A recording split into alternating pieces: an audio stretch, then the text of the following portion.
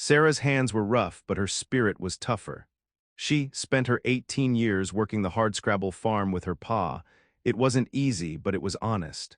Now here she was, being dragged towards a life that felt like a dusty grave. Pa had always been a dreamer, chasing schemes that never panned out. This time his dream had cost her. A debt, a handshake, and suddenly she was no longer his daughter, but a piece of property traded for a glittery promise of gold. Jebediah Stone, just the name tasted like dirt in her mouth.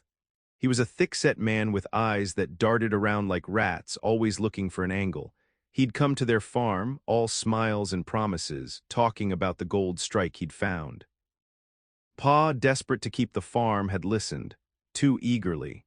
Now Sarah was being led, shackled at the wrists, towards Jeb's claim. The desert sun beat down on her back, each step a heavy thud of despair in the dry earth. She could feel the judging eyes of the miners watching her, their faces grimed with dirt and greed. She remembered Pa's face as he'd signed the paper, a mix of shame and false hope. He'd mumbled something about it being for the best, about building a better life for them all. But Sarah knew. He was just trying to ease his own conscience. As they walked, Sarah noticed a hawk circling overhead, a speck of freedom in the vast, unforgiving sky. She wished she could be like that hawk, soaring away from this nightmare. She tugged at the shackles, the metal biting into her skin. Futile, she knew, but she couldn't help but try. She had to hold onto some shred of hope, some flicker of defiance, even if it was as small as a hummingbird's heart. The mining camp came into view, a cluster of rough shacks, tents flapping in the wind, and the ever-present glint of shovels and picks. It was a harsh, unforgiving place, a world away from the quiet fields she knew. Jeb stopped, his grip tightening on the rope attached to her shackles. "Welcome to your new home, girl," he rasped, his voice like gravel. "You'll earn your keep." Sarah stared back at him, her eyes filled with a fire that even her despair couldn't extinguish. She might be bound, but she wasn't broken, not yet. Jeb's cruelty was a constant, grinding force. The shack he assigned her was little more than a lean-to, the canvas patched with holes that let in the biting desert wind and the swirling dust. He gave her scraps to eat, stale bread, watery beans, barely enough to keep her strength up. Her days were filled with back-breaking labor. Hauling water from the muddy creek, scrubbing the miners' clothes until her knuckles bled, and cooking meals over a smoky fire that stung her eyes. Jeb watched her every move, his rat-like eyes never leaving her. He seemed to delight in finding new ways to make her life miserable. The shackles remained, a constant reminder of her captivity. They chafed her skin raw, leaving angry red marks that throbbed with pain. At night, she would lie awake, listening to the howls of coyotes and the snores of the miners, dreaming of escape. One evening, as she was cleaning Jeb's boots, she overheard him talking to another miner. They were discussing the gold strike, how much they expected to make, and how Jeb intended to keep her working until she was too old to stand. The words were like a punch to the gut. She was nothing more than a work animal to him, a means to an end. That night the hopelessness threatened to overwhelm her. She curled up in her meager blanket, tears streaming down her face. But then she remembered the hawk, the symbol of freedom. And she remembered the fire in her own eyes, the spark of defiance that refused to be extinguished. She would not let Jeb break her. She would find a way to escape, to reclaim her life. She didn't know how yet, but she would. She started small, observing the camp, learning the routines of the miners, searching for any weakness in their security.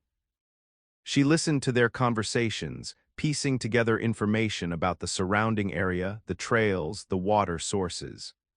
The other women in the camp, mostly worn down and defeated, offered her little help. They warned her to accept her fate, to not make trouble, but Sarah couldn't. She refused to surrender. One morning, Jeb caught her looking at a map one of the miners had left lying around.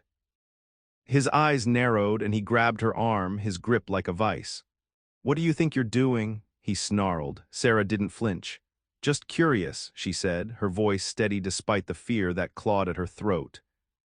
Jeb studied her for a moment, his gaze cold and calculating. Then he released her arm. Curiosity killed the cat girl, he said, his voice low and menacing. Don't let it kill you. A lone figure sat silhouetted against the setting sun, perched atop a mesa overlooking the mining camp. He was a man carved from the very landscape, weathered, strong, and silent. This was Cole. He'd drifted into the territory a few weeks back, drawn by the whispers of a gold strike and the promise of work. But he wasn't like the other fortune seekers, driven by greed and ambition. Cole was running from something, a past he couldn't outrun, a mistake he couldn't undo. He'd seen the whole transaction, the desperate father, the smirking miner, the young woman with fire in her eyes. He'd seen Sarah led into the camp, her spirit dimmed but not extinguished. He'd watched Jeb's cruelty unfold, the heavy hand, the demeaning tasks, the constant surveillance. Cole wasn't a hero. He'd made too many wrong choices in his life to consider himself one, but he couldn't stand by and watch such blatant injustice. Something inside him, a long-dormant sense of right and wrong, had been awakened. He'd spent the last few days observing the camp just like Sarah. He learned the guard patterns, the layout of the tents, the location of the water supply. He noticed the herd of buffalo that grazed a few miles to the east, their numbers dwindling due to hunting.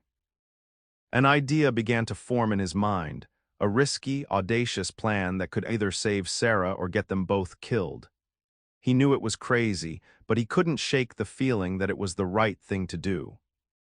He dismounted his horse, a sturdy Appaloosa named Shadow, and walked to the edge of the mesa. He scanned the horizon, the vast expanse of desert stretching out before him. The air was still, the only sound the distant howl of a coyote. He knew he couldn't wait any longer. Sarah's spirit was fading and Jeb's grip was tightening. It was time to act. He climbed back onto Shadow and turned towards the east, towards the grazing buffalo. He had a stampede to orchestrate, a woman to save, and a chance, however slim, to redeem himself. He adjusted his hat, a familiar gesture that belied the anxiety churning within him. The sun dipped below the horizon, casting long shadows across the land. The time for watching was over. The time for action had come. Cole rode hard through the night, the desert air whipping past his face. Shadow's hooves pounded against the hard-packed earth, a steady rhythm that echoed the urgency in Cole's heart. He reached the buffalo herd just as the first rays of dawn painted the sky. They were a magnificent sight, these massive creatures, their dark shapes outlined against the brightening horizon. But their numbers were fewer than he'd hoped. The miners had been hunting them relentlessly, thinning their ranks for meat and hides. Cole knew he had to be careful. Startling the herd too quickly could scatter them in all directions, ruining his plan. He needed to guide them, to direct their fury towards the mining camp. He circled the herd slowly, firing his gun into the air, the sharp cracks echoing across the plains. The buffalo stirred, their massive heads lifting, their nostrils flaring. They sensed the danger, the disruption of their peaceful grazing. Cole continued to harass them, pushing them closer and closer together. He used his knowledge of their behavior, their natural instincts, to manipulate them. He knew they were creatures of habit, creatures of the herd. If he could trigger their flight response, they would run together, a unified force of destruction. Finally, the moment came. A young calf, separated from its mother, let out a frightened bellow. The sound triggered a chain reaction. The herd surged forward, their hooves thundering against the earth, a living wave of muscle and horn. Cole spurred Shadow into action, riding alongside the herd, guiding them towards the mining camp. He fired his gun again and again, adding to the chaos, ensuring that the buffalo stayed on course. He could feel the ground trembling beneath him, the air vibrating with the power of the stampede. It was a terrifying sight, but also exhilarating. He was unleashing a force of nature, a force that could sweep away the injustice and cruelty that had taken root in the mining camp. As they drew closer to the camp, Cole could see the miners stirring, their faces etched with confusion and fear. They had no idea what was coming, no idea that their world was about to be turned upside down. Cole took a deep breath, steeling himself for the chaos that was about to erupt. He knew that this was his chance, his opportunity to right a wrong, to finally make amends for his past mistakes. He tightened his grip on the reins, urging Shadow forward. The stampede was upon them. Sarah was scrubbing clothes by the creek, the familiar ache in her back a constant companion. She'd almost gotten used to the drudgery, to the hopelessness that seemed to seep into every corner of her being. But then, she'd remember the hawk, Cole's face, and the simmering anger would rekindle within her.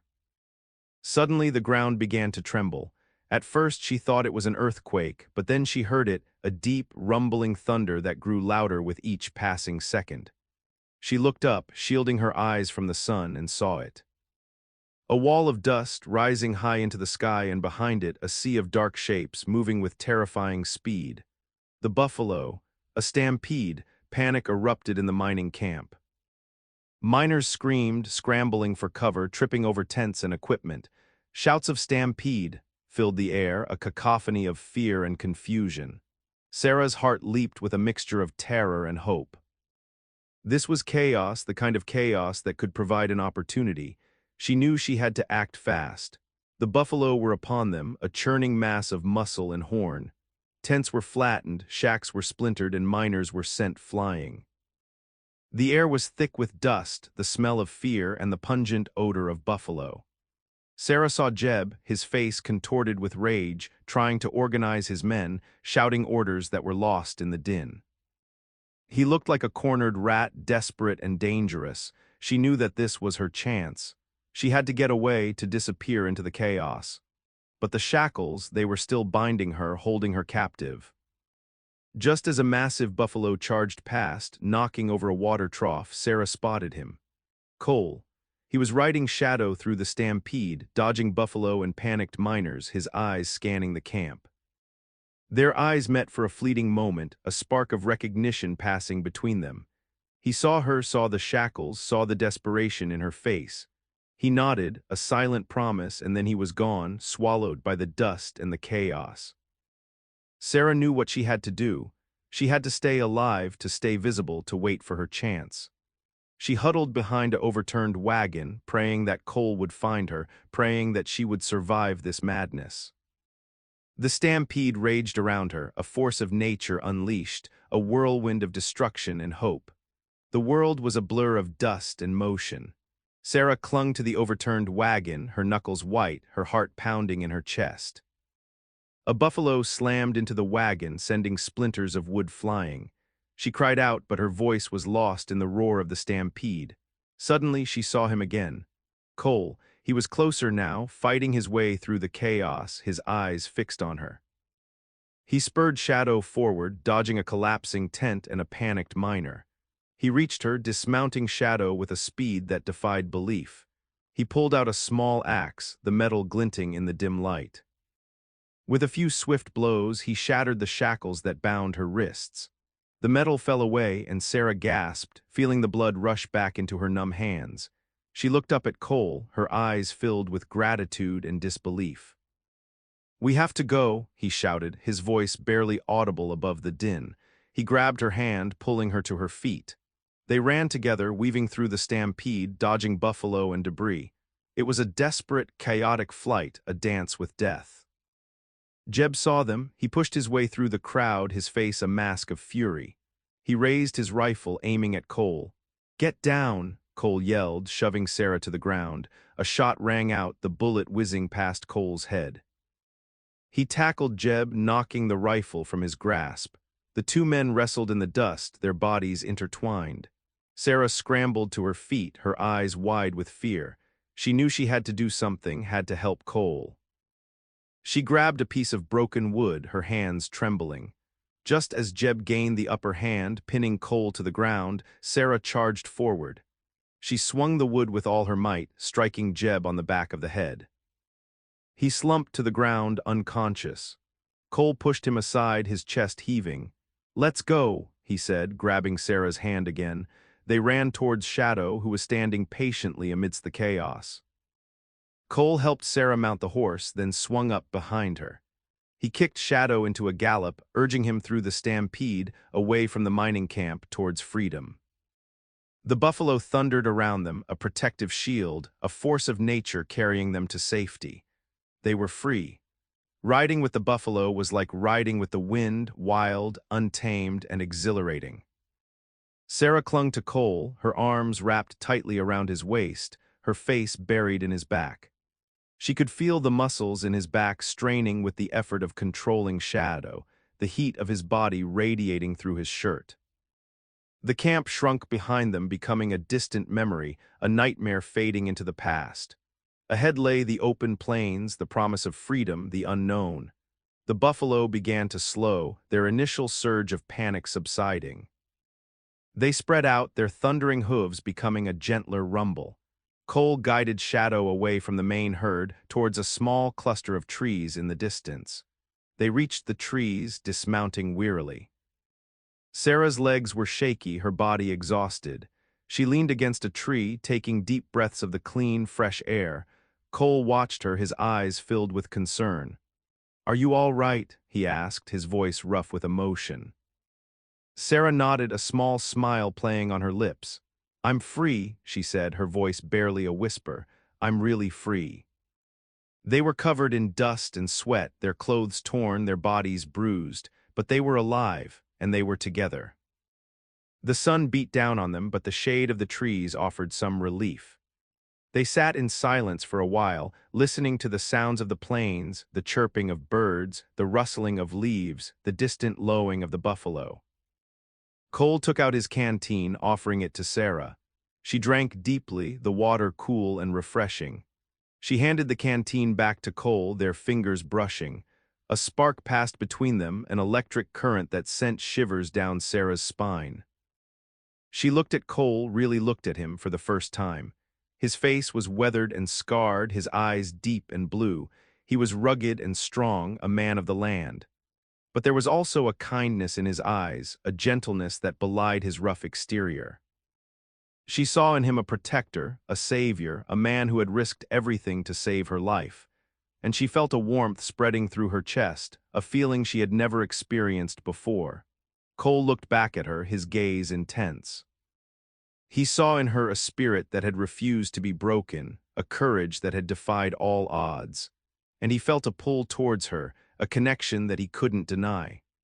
The buffalo grazed peacefully nearby, their presence a comforting reminder of the chaos they had left behind. The sun climbed higher in the sky, casting long shadows across the plains. And in that moment, amidst the dust and the sweat, a spark of love ignited between them. A fierce, unexpected love born from danger and desperation, a love that promised to be as wild and untamed as the land itself. The sun began its slow descent, painting the sky in hues of orange, purple, and gold. Cole knew they couldn't stay there for long. Jeb would be coming after them, and he wouldn't give up easily. "We need to find a safer place," Cole said, his voice serious. "Somewhere he won't expect us." Sarah nodded, her eyes filled with determination. "Where do you think we should go?" Cole hesitated for a moment. He had a place in mind, a hidden canyon a few days' ride to the south. It was a place he had discovered years ago, a sanctuary where he had sought refuge from his past.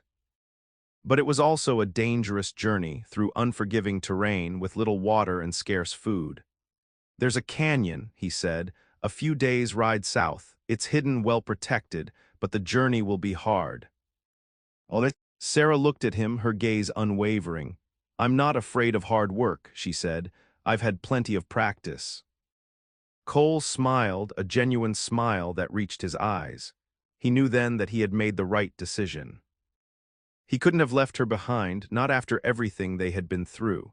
They gathered their meager belongings, Cole's rifle, his canteen, a small bag of dried meat. They mounted Shadow, Cole taking the lead, Sarah clinging to him from behind. They rode south, following the setting sun, leaving the buffalo behind. The plains stretched out before them, vast and empty, a canvas of endless possibilities. As they rode, Cole told Sarah about the canyon, about the hidden springs, the towering cliffs, the ancient petroglyphs that adorned the walls. He told her about the peace he had found there, the solace he had sought. Sarah listened intently, her imagination painting a picture of this hidden sanctuary. She imagined herself living there with Cole, building a life free from fear and oppression. The journey was indeed hard.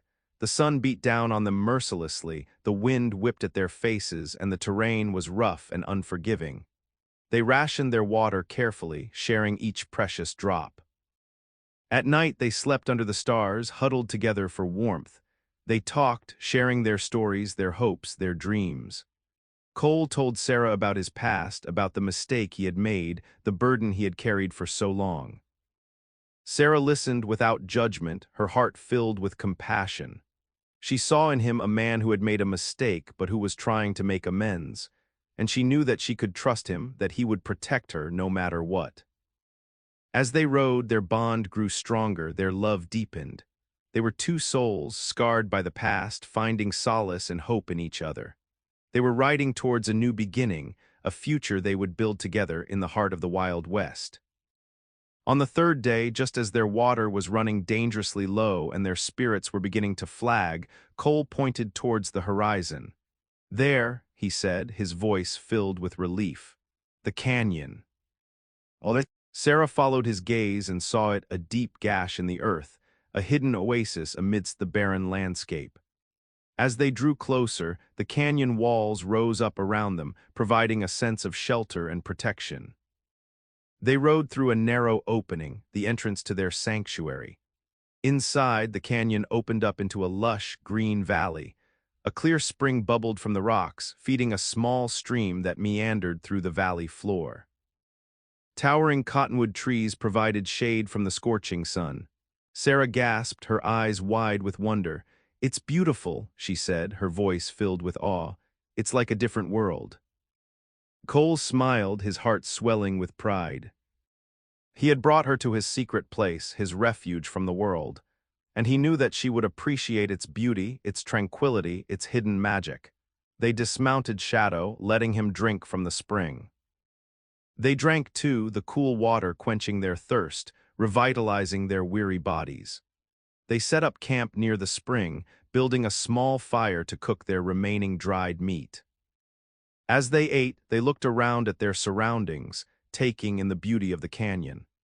The canyon walls were adorned with ancient petroglyphs, carvings left by the Native Americans who had inhabited this land for centuries. They depicted animals, people, and symbols, telling stories of a long-forgotten past. Sarah traced her fingers over the carvings, feeling a connection to the people who had come before her. She felt a sense of belonging, a sense of peace she had never experienced before. As darkness fell, they sat by the fire, watching the stars appear in the night sky.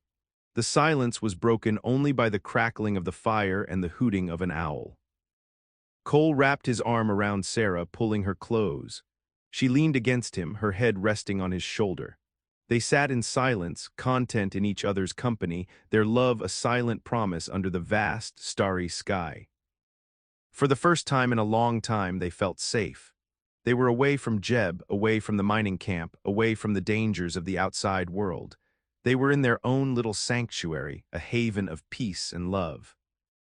But they knew that their peace wouldn't last forever. Jeb would be coming, and they would have to be ready to defend themselves. But for now, they would savor this moment of safety, this precious time together in their hidden canyon, their refuge from the storm. The next morning, Sarah woke to the sound of birdsong and the gentle murmur of the stream. She stretched, feeling the stiffness in her muscles ease. She looked around, taking in the beauty of the canyon in the soft morning light. Cole was already up, tending to the fire. He looked up as she approached, a warm smile spreading across his face. "Good morning," he said. "Sleep well." Sarah nodded. "Better than I have in a long time," she said. "This place is magical." Cole chuckled. "It has its charms," he said, "but it's not a palace. We'll need to work if we want to make it a home." Sarah's heart fluttered at the word home. Was he thinking about building a life here with her? She pushed the thought aside, not wanting to get her hopes up too high.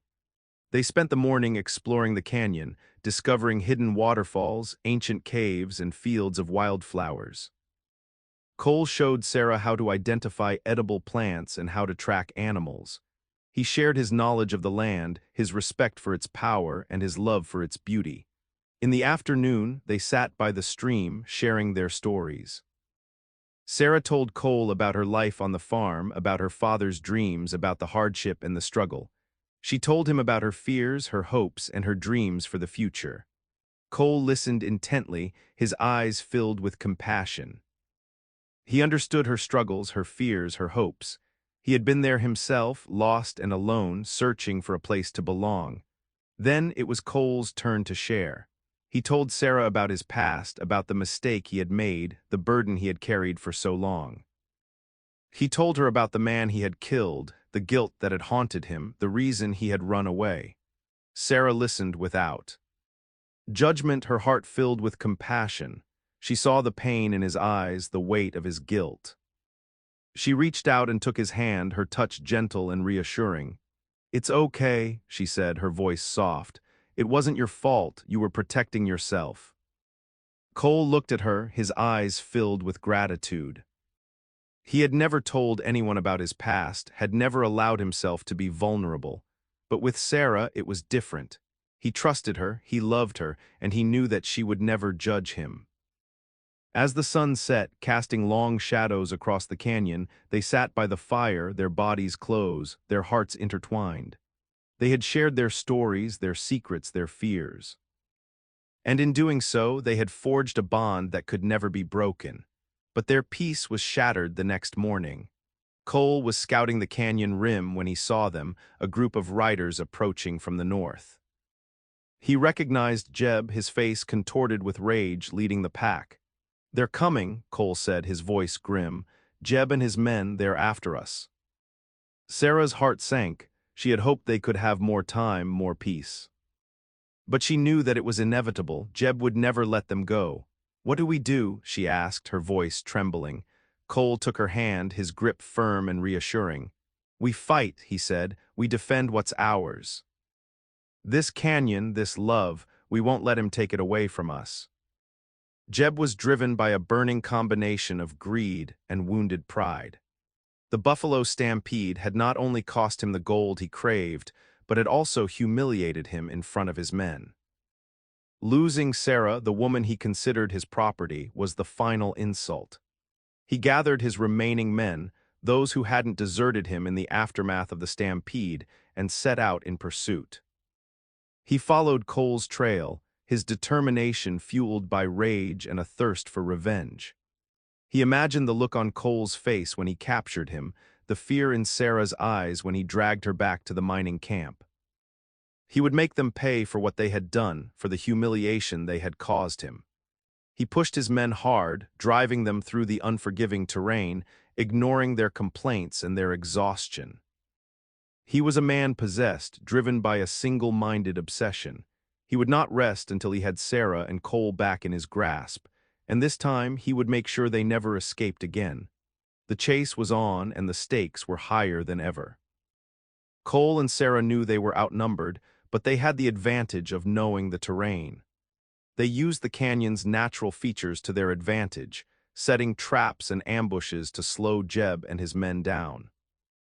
"We need to make them think we're more than we are," Cole said, his eyes gleaming with determination. "We need to use our wits, our knowledge of the land." Sarah nodded, her fear replaced by a steely resolve. She was no longer the helpless woman who had been traded for a gold claim. She was a survivor, a fighter, and she was ready to defend what was hers. They set up a series of tripwires, connected to loose rocks and branches, designed to create diversions and alert them to the enemy's approach. They hid behind boulders and trees, their rifles ready, their senses on high alert. Jeb and his men entered the canyon, their faces grim, their eyes scanning the surroundings. They were cautious, but they were also confident. They believed they had Cole and Sarah cornered. Suddenly, a rock slide erupted, sending a shower of stones crashing down on them. The men scattered, yelling in surprise and fear. Cole and Sarah opened fire, picking off the stragglers. Jeb roared with rage, urging his men forward. They pressed on, determined to reach Cole and Sarah. But the canyon was a maze of twists and turns, and Cole and Sarah knew every inch of it. They led Jeb and his men on a wild goose chase, luring them into dead ends and ambushes. They used the echoes of the canyon to confuse them, making them think they were surrounded. Sarah proved to be a skilled sharpshooter, her aim true and steady.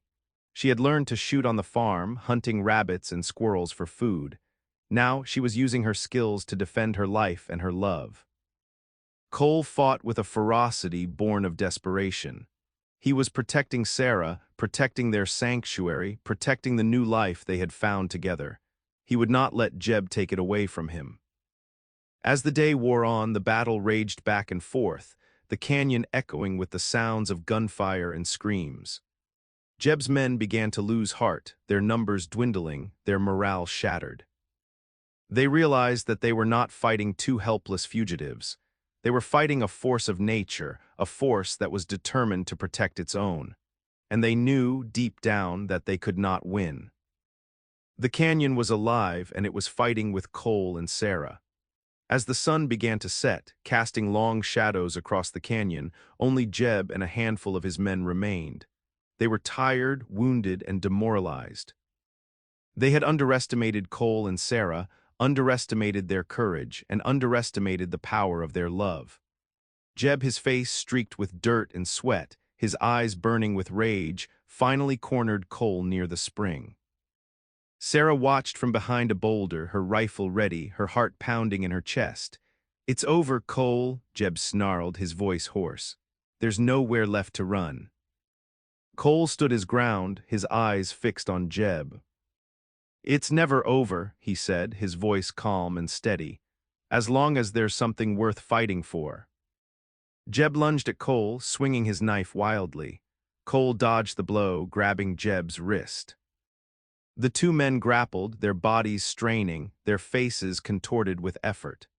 Sarah watched in horror, her finger on the trigger of her rifle. She knew she had to do something, but she was afraid of hitting Cole. Suddenly, Cole broke free, kicking Jeb in the chest. Jeb stumbled backward, losing his balance. Cole seized the opportunity, tackling Jeb to the ground. The two men wrestled in the dust, their struggle a desperate dance of life and death. Jeb managed to get on top, pinning Cole to the ground. He raised his knife, ready to deliver the final blow. But before he could strike, Sarah jumped from behind the boulder, her rifle raised.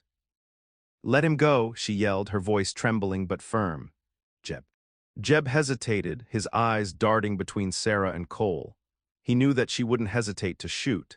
He also knew that his remaining men were too tired and demoralized to fight. With a snarl of frustration, he released Cole and scrambled to his feet. He glared at them both, his eyes filled with hatred. "This isn't over," he spat. "I'll be back." Cole stood up, his body aching, his face bruised. "No, Jeb," he said, his voice firm. "It is over, you're beaten. Get out of here and never come back." Jeb hesitated for a moment, then turned and limped away, his remaining men following close behind. Cole and Sarah watched them go, their hearts filled with relief. The battle was over. They had won. They had defended their sanctuary, their love, their freedom. As the sun set, casting a golden glow across the canyon, Cole and Sarah stood together, their arms wrapped around each other. They had faced death, they had faced fear, and they had emerged stronger than ever. They knew that they couldn't stay in the canyon forever. Jeb might return, or other dangers might arise. But they also knew that they couldn't go back to the mining camp, back to the life they had left behind. They had to find a new beginning, a new future, and they had to build it together. "What do you want to do?" Cole asked, his voice soft. "Where do you want to go?" Sarah looked at him, her eyes filled with love and determination. "I want to build a home," she said. "A place where we can be safe, where we can be free, where we can be together." Cole smiled, his heart swelling with love. "Then that's what we'll do," he said. "We'll find a place where we can start over, a place where we can build a life together." They packed their belongings, saddled Shadow, and prepared to leave the canyon.